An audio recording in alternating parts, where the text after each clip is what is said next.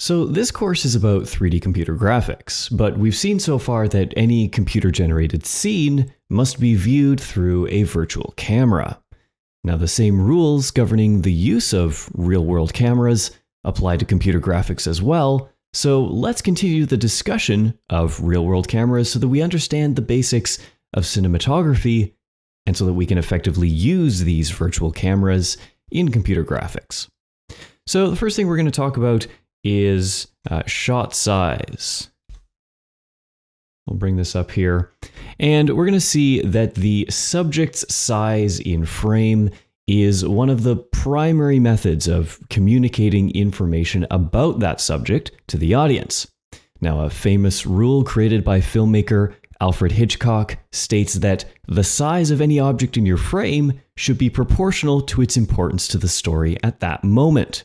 This is a great rule to keep in mind when framing a shot, whether it be for a still image or as part of a sequence. Now, since this is so important, there are some commonly used conventions for different sizes of the subject in frame. So let's quickly take a look at those. So we'll start with the extreme close-up here, where the subject's face is filling either the entirety or the majority of the frame. We've got an example here from The Matrix, this extreme close-up of Morpheus's his face, but really the glasses, where we can see some important information playing out here with Neo picking the red pill. Next, we've got the close-up, which is generally framed, just on top of the shoulders. We can see the subject's face, and the framing ends right at shoulder level. A good example of that being Tony Stark about to do the snap at the end of Avengers Endgame. Next, the medium close-up, basically having the frame end right halfway through the character's chest. So we can see, again, another one of Morpheus here with the framing ending right in the middle of chest level, right? Get nice and close to the character, but we are focusing on the upper torso here.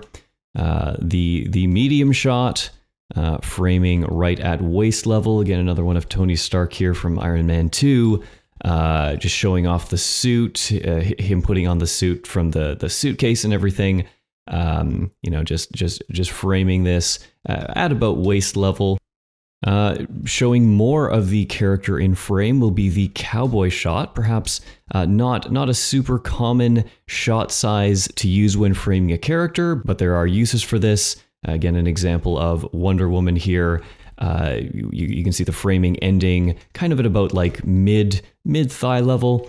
The name of the cowboy shot comes from it's used in westerns where you'd be framing the holster where the gun is stored, right? So you can always remember what the cowboy shot is just by thinking, right? Where is the holster for the pistol?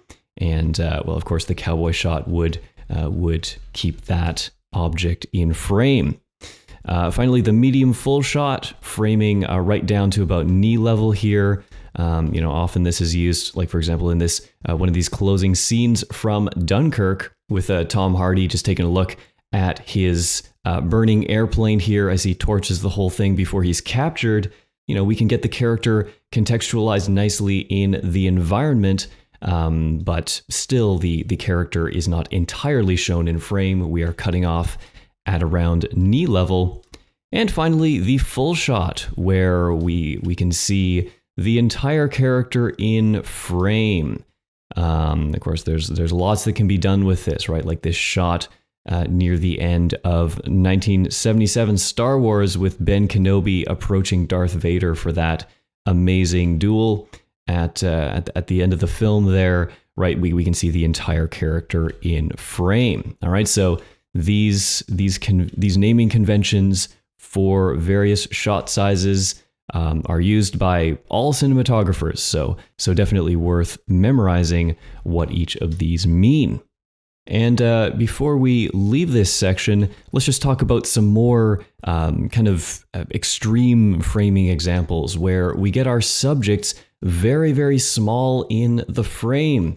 Most often this is done to communicate a lot of environment information for your subject, such as with the long shot here, right? We got some shots of K in Blade Runner 2049. Kind of interesting. These shots are very similar to each other, with K being framed center in the shot, but we can see that this is what we'd call a long shot with the character, quite visible, and we know who we're framing in the shot, but we get a lot of environment information here. We can very easily contextualize the character in their environment. And then we can just take this to the extreme with the, as the name suggests, the extreme long shot here, like these shots from Interstellar with, there they are. There are our subjects, and their ship. And again, on the ice planet here in Interstellar, we got Mann and Cooper. Pretty hard to see in the frame there because their suits are kind of whitish, grayish, on this very gray environment. But Mann and Cooper out taking a walk on the ice planet here. They are very small in frame. The whole point of this shot is to show the environment. So yeah, these would be examples of extreme long shots. All right, so moving forward here, let's talk about framing and just talk about the number of characters that appear in a given shot, right? This is super important for establishing relationships between characters, how they interact with each other, and is one of the most common methods to present story beats, just by showing different numbers of characters in frame and showing how they interact with each other. So again, some important terminology to know here, right? These are super easy and straightforward, but we got the one shot with a single character in frame. It's called a clean one shot if there are no other, like body parts of other characters in the frame, perhaps obstructing the shot or anything like that. Right? We only have Cap in the frame here trying to pick up Mjolnir and nothing else, right? This shot is all about Cap and whether or not he is worthy. And the following shot here, when Mjolnir budges a little bit, this is what we call a dirty shot, because technically, yes, it is a one shot. We can only see Thor's face in the shot. The shot is mostly about him and his reaction to Captain America actually making Mjolnir budge a little bit. However, there's another body part from another character in this shot, making it a dirty one shot. There's additional information presented here. All right, a 2-shot and a 3-shot, pretty straightforward here, like Kay and Joy taking a look at the DNA sequences in Blade Runner 2049. Very, very clear shot here of two characters. Their face, both of their faces clearly visible in frame. That's what we would call a 2-shot. And a 3-shot. I mean, we could just keep going from here, right? Just introducing more and more characters. But we've got a nice example of a 3-shot here with Harry, Hermione, and Ron all sitting around this table, all clearly visible in frame. And we could, as I said, we could just keep going from there and call a shot with more characters in it, a 4-shot, 5-shot, etc. But at a certain point, we might as well start calling it a crowd shot, just to more efficiently get across the point of the shot, right? Right. This shot right here is it's about the Avengers as a whole, teaming up to stop Ultron and his army that we can see in the next shot here. These are examples of crowd shots. We don't really need to specify exactly how many characters appear in the scene, especially because, well, some of them, I think that's Hawkeye's arm there. We don't really get to see the entire character. But again, the purpose of the shot is to communicate some piece of information about the group of individuals and their relationship either to each other or perhaps to their environment and what they intend to do.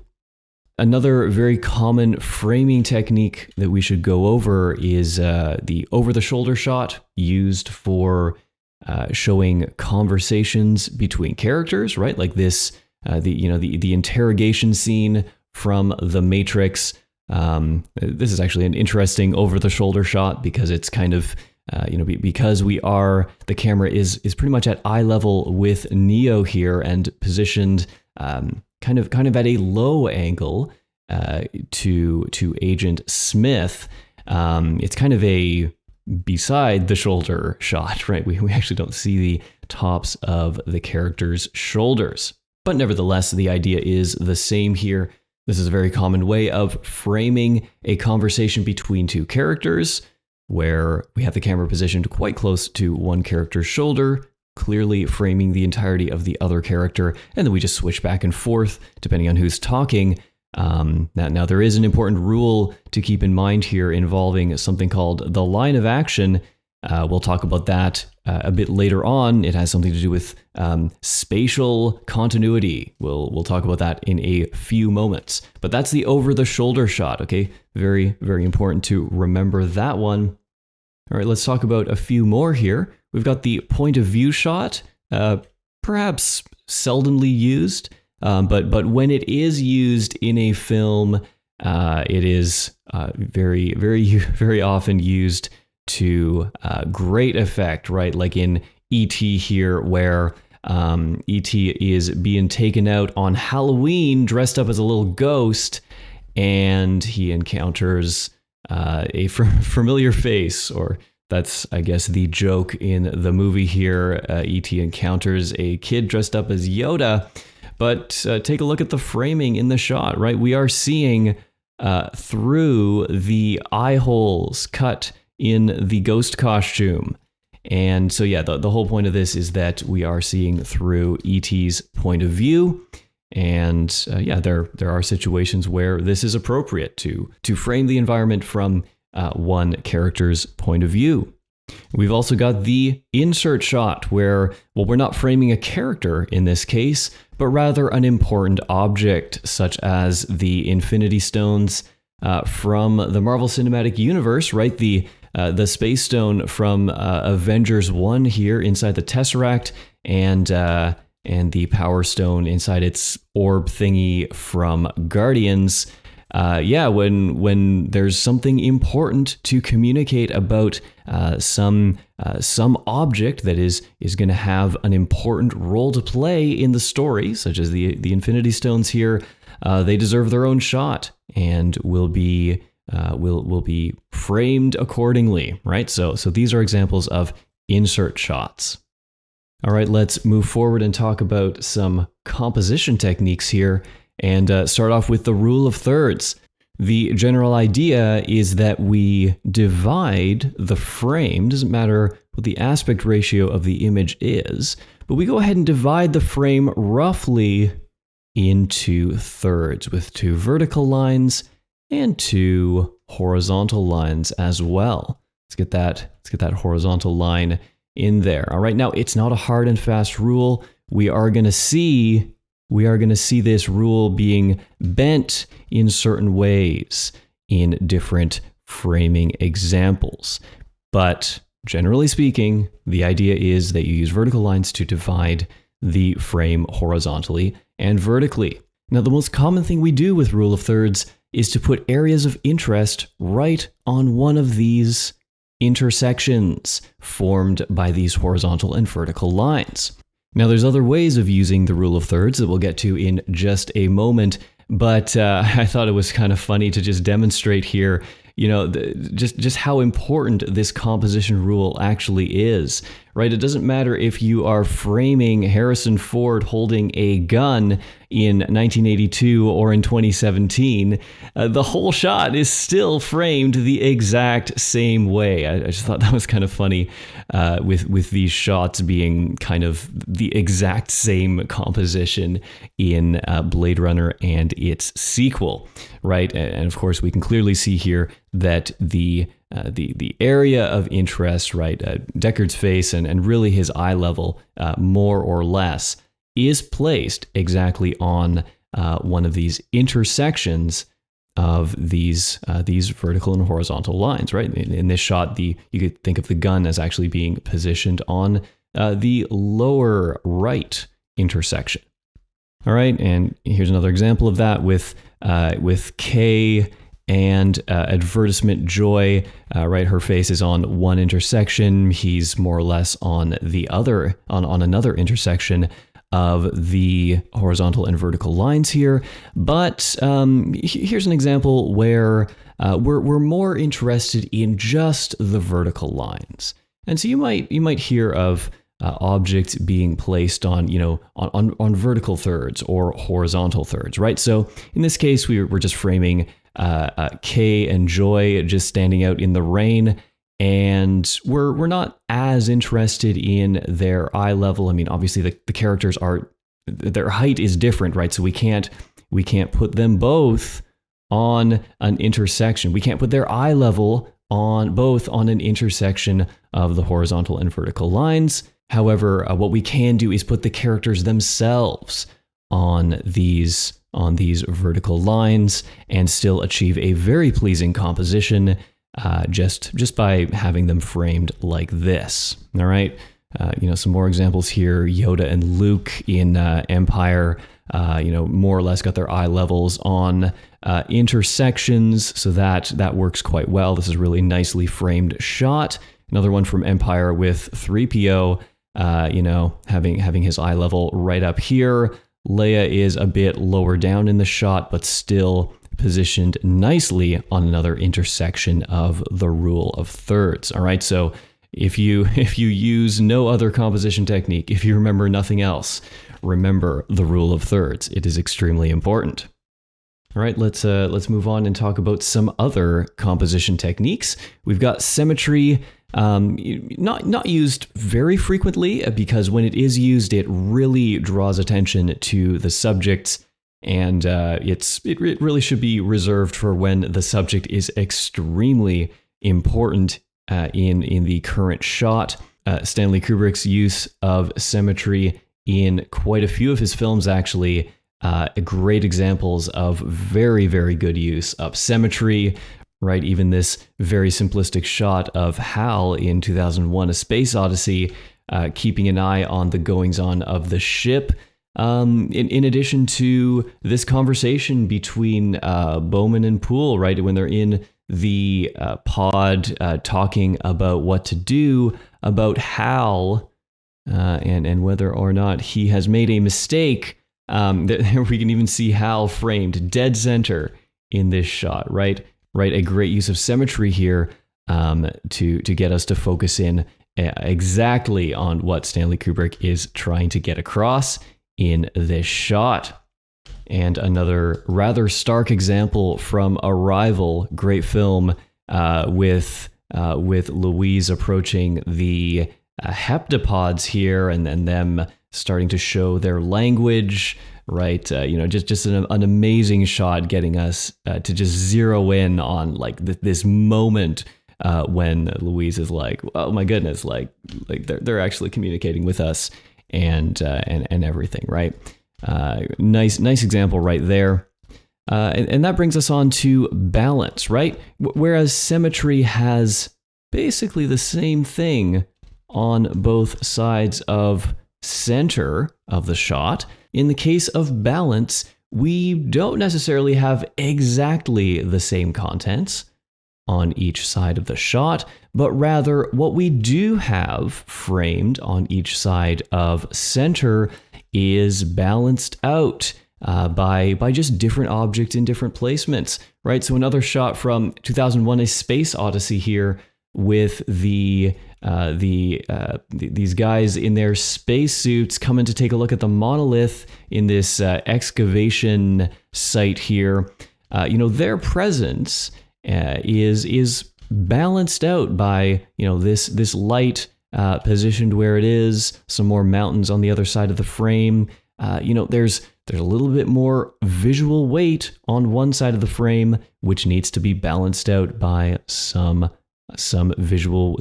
corresponding visual weight, not necessarily identical visual weight on the other side of the frame, but something nonetheless, just to balance out the visual appearance of the frame.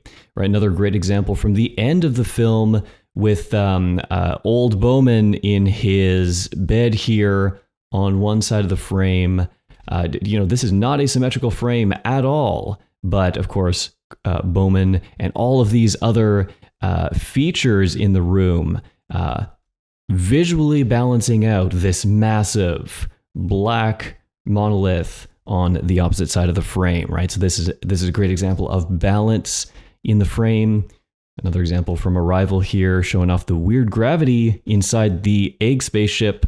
This massive high value bright area on the left side of the frame being balanced by the presence of the characters in their orange hazmat suits on the other side here, right? So not symmetry, but rather an example of visual equilibrium. All right, and I thought I'd show another example here as well from Ghost in the Shell, where we have Major standing upright, and without Batu's presence here with the dogs, this shot would seem a little bit weird, right? It's like she's not quite at the center here. She's a little bit off center, and so there has to be something else in the frame here to kind of balance this out, right? These baskets balance out these crates and everything, but it's only Batu's presence here with the dogs, just hanging out with them, that, again, it's not symmetrical, but very, very nicely balanced. All right, moving on to some more compositional techniques. Let's talk about leading lines. All right, so this is very commonly used, again, in many types of media, whether it be film or still image composition. But whenever we need to direct the viewer's eyes to a particular point in the scene, we can do that using just visual elements in the scene, such as these panels from this shot of Bowman heading out to take a spacewalk in 2001. To even the lobby scene from The Matrix, right? We get this kind of closing shot of the aftermath of the lobby scene where our eyes are drawn to the elevator. That was the goal. That was Neo and Trinity's goal in shooting up the hotel lobby to get through all the guards and everything to get to this final destination here. And so, that whole story, that whole sequence is recapped just so brilliantly so in this closing shot here. All right.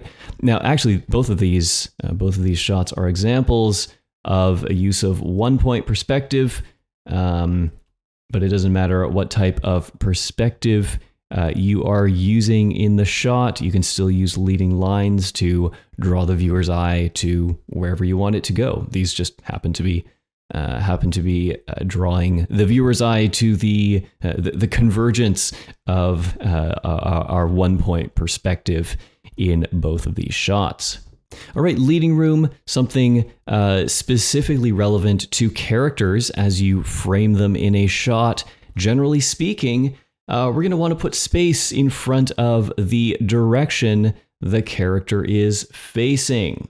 So just, take a look at what's happening here with Ryan Gosling's character in Drive, as well as Oscar Isaac's character in this same conversation sequence here, right? So Oscar Isaacs has lots of room in front of his face, whereas Ryan Gosling does not. He is staring into the edge of the shot. Now, I mean, there's a particular reason this sequence is composed the way it is. We need to see this exit sign and the door, as that becomes important later on in the sequence. But it is nevertheless a good example of lots of leading room and not a lot of leading room. Another great example from the King's Speech. This happens all throughout the film, as we are just, we're getting different things conveyed to us about how Colin Firth is feeling, right, in this very, very interestingly composed shot, right? Look at all this negative space, right? And we've got Colin Firth just sitting on this little couch thing with this very claustrophobic feeling, like he's being shoved into the corner of the frame, right? Just contrast that with this other shot where he has plenty of negative space, plenty of what we call leading room, right? So generally speaking, again, what happens when you break the rule of leading room and you don't give the character enough space as they look off towards the edge of the frame is generally we create a claustrophobic effect. So if you want to do that, well, that is a great way of getting the job done. There may be other reasons to pick a framing choice like this. Again, like this example from Drive, that's not necessarily the entire point of this sequence, because again, the framing of the door is a really important part of this sequence as well. But I just thought these were two really interesting examples of lots of leading room and a lack thereof. All right, now moving on to camera angles, we can see that the position and angle of the camera conveys very important information about the subject, right? If we position the camera high in the scene and have it angled down at the subject, right? If it is angled down to frame the subjects, such as this shot when Hawkeye, Cap, and Romanov are taking a look at the aliens falling out of the sky in Avengers 1.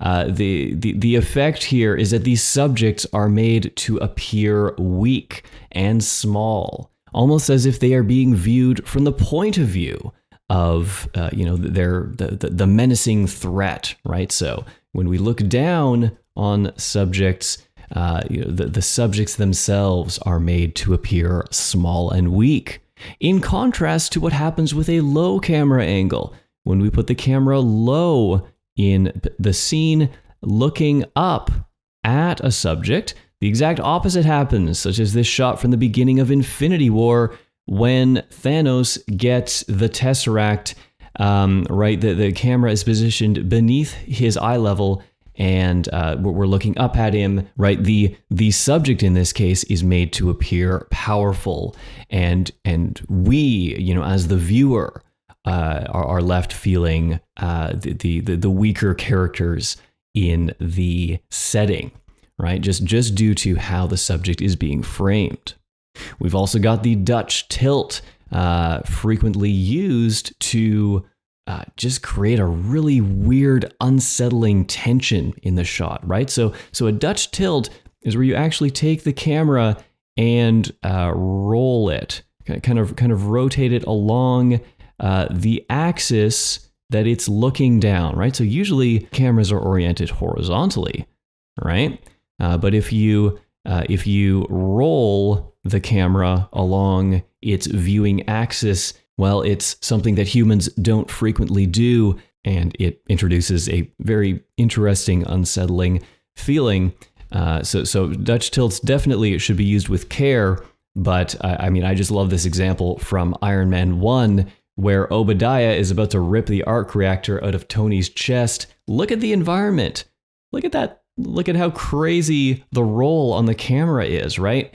And this just drives home the entire, this chaotic stress that Tony is under in this shot, with his enemy about to completely overpower him, right? So make very careful use of Dutch tilts. They are not to be overused. They're very unsettling, and should be used appropriately.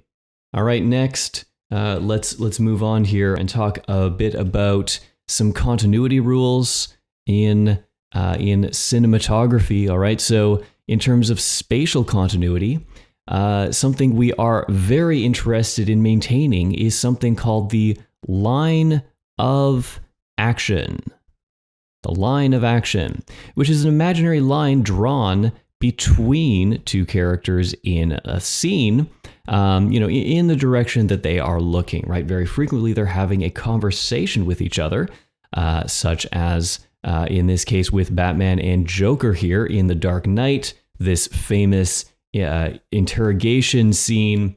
And so what the 180-degree rule is simply stating that if we have two characters and the line of action drawn between them, generally speaking, in order to avoid confusing the audience, we're going to want to keep the camera on one side or within 180 degrees of that line of action. All right, so take a look at this example, right? If the camera stays on, this side of the line of action, then Batman's going to be on the left, Joker's going to be on the right, and it's an over-the-shoulder conversation, right, back and forth. We can see that that is maintained so long as the camera is on one side of the line of action. And this is really to help the audience just remember like where every object is positioned in the scene. However, we can break the rule, such as a bit later on when the tables are turned a little bit and the balance of power starts to shift. I mean, this is such a phenomenal scene that Christopher Nolan put together for us, just using various cinematography techniques to really reinforce the story that's being told, right? But as this balance of power starts to shift between the two characters, the camera breaks the line of action and moves over to the other side, right? Take a look. Batman is now on the right, Joker now on the left. So this is a clever use of basically breaking the 180-degree rule to, and it's disorienting. It is designed to be disorienting if we break that rule. The position, our perception of the position of objects in the scene has changed. It's very often used to communicate that there's been some sort of unexpected shakeup and that things have changed a little bit. So don't break this rule very often. It should only be broken for very specific reasons. All right, now moving on to another rule that has to do with temporal continuity in this case.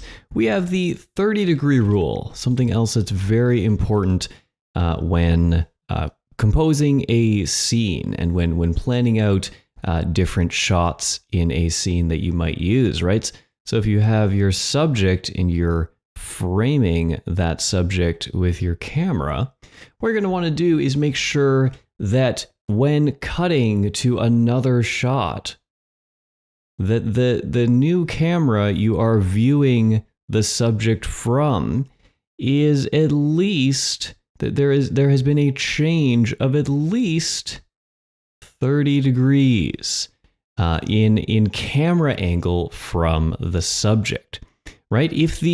So this new camera is positioned greater than 30 degrees from the position of the original camera.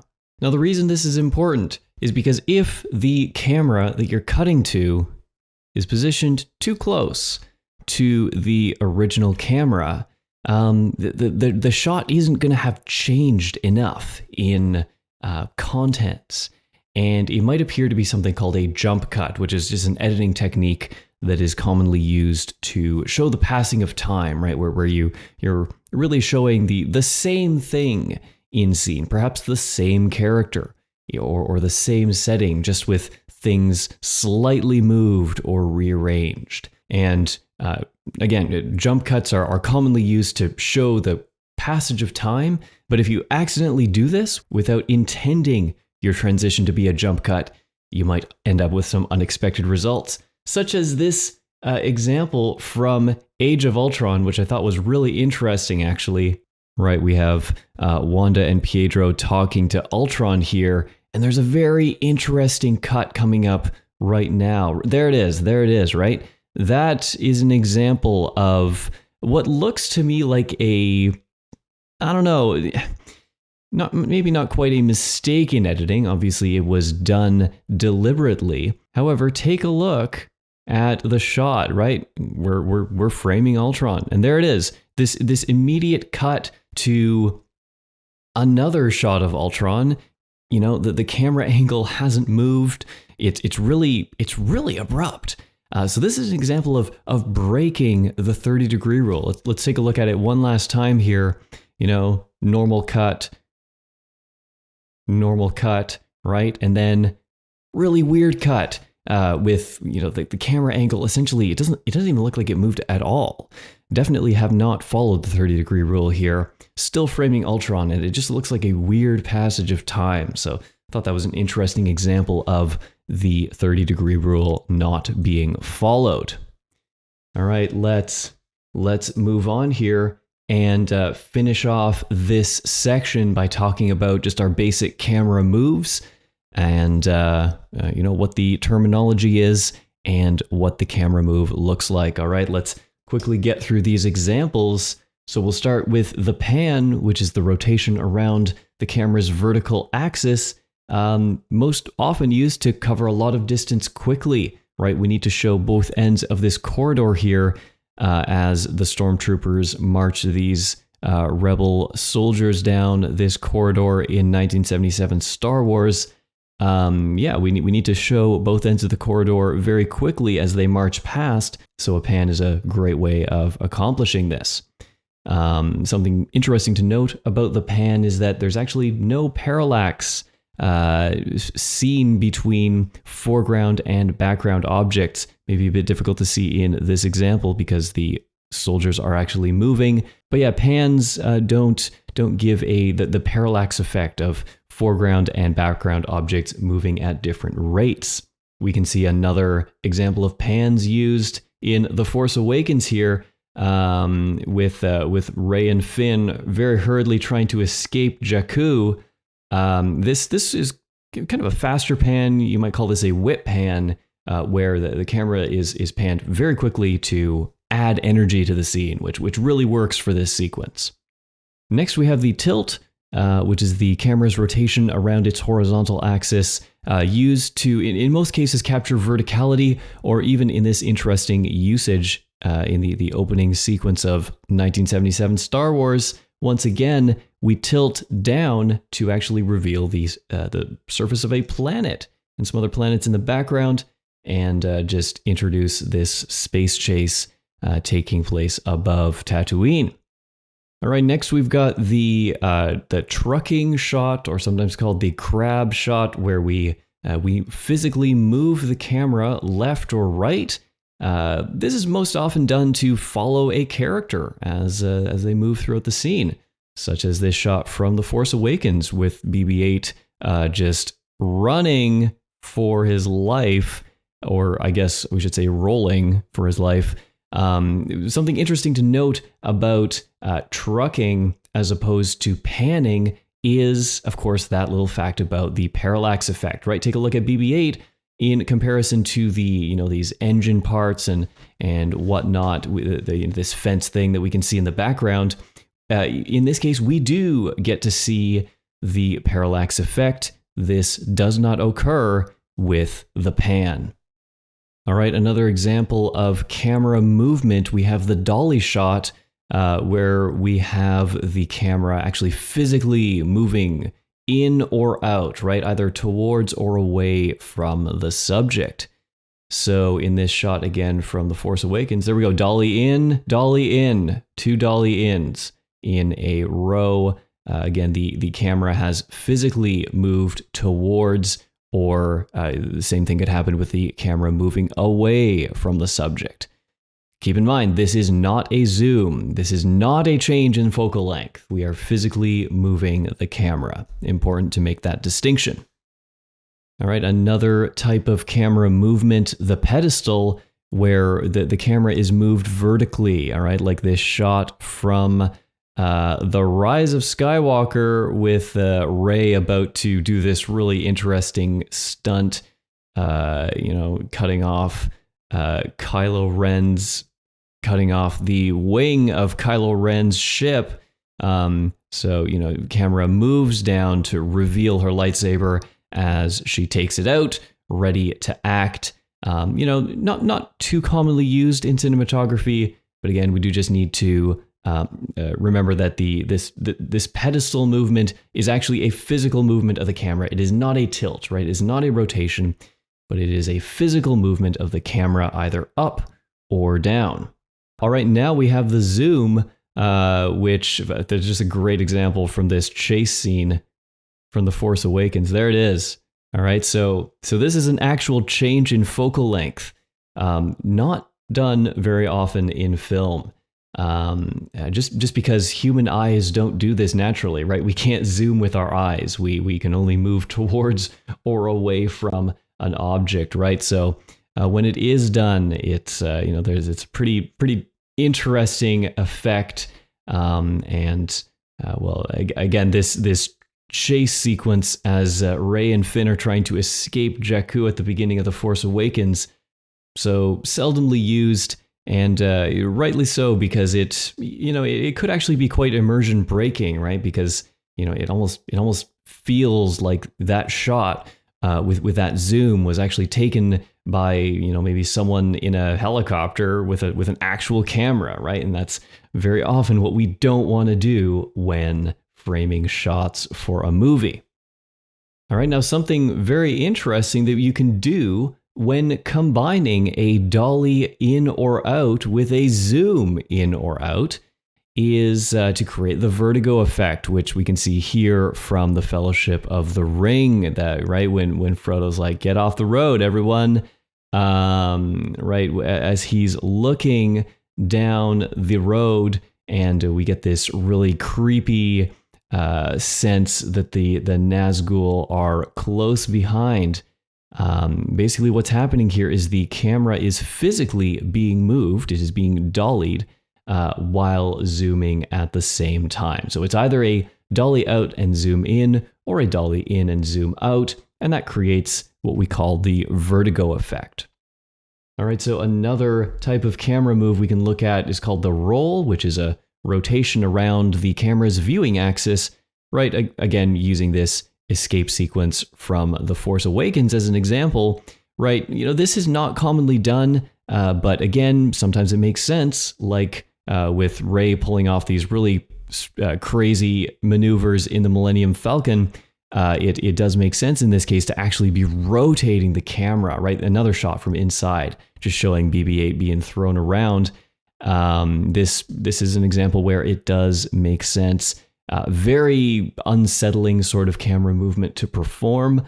It definitely throws us off balance. In fact, I'm going to turn that off because I'm sure it is getting to be maybe a little bit dizzying there. But yeah, even just to drive the point home, the roll definitely does throw us off balance, create a really unsettling feel. So it might be used for that purpose in cinematography, or perhaps for practical reasons, such as trying to show what's happening with that crazy escape sequence from the beginning of The Force Awakens. All right, another camera move using, again, The Force Awakens, we have the tracking shot where we either have the camera dollying, such as in this case, where we're just dollying away from Rey and Finn as they are running away from the TIE fighters. You could also truck or crab beside the subject if you wanted as well. And that would also be considered a tracking shot. The whole point here is that we're just tracking the movement of some characters, right? Or some subject. So that is the tracking shot. All right, another example from The Force Awakens, the arc shot where the camera rotates around a subject, keeping a central pivot point, right? So, we can see the camera arc backwards around Poe, and then again, another arc around Finn, just as those characters have their little exchange there. And of course, this helps contextualize the unspoken communication between them, right? And finally, one last example from The Force Awakens where we see the crane shot, right? Named for a type of physical crane used to actually move a camera up or down and get the camera to locations that humans can't put it. I suppose you could also do this with a drone, just having a drone lift a camera up into the air, right? But as they head off and as we need to reveal some environment context here, the presence of the Millennium Falcon in this opening sequence to The Force Awakens, we have the camera crane up just to reveal all this information about the environment as Rey and Finn run towards the ship.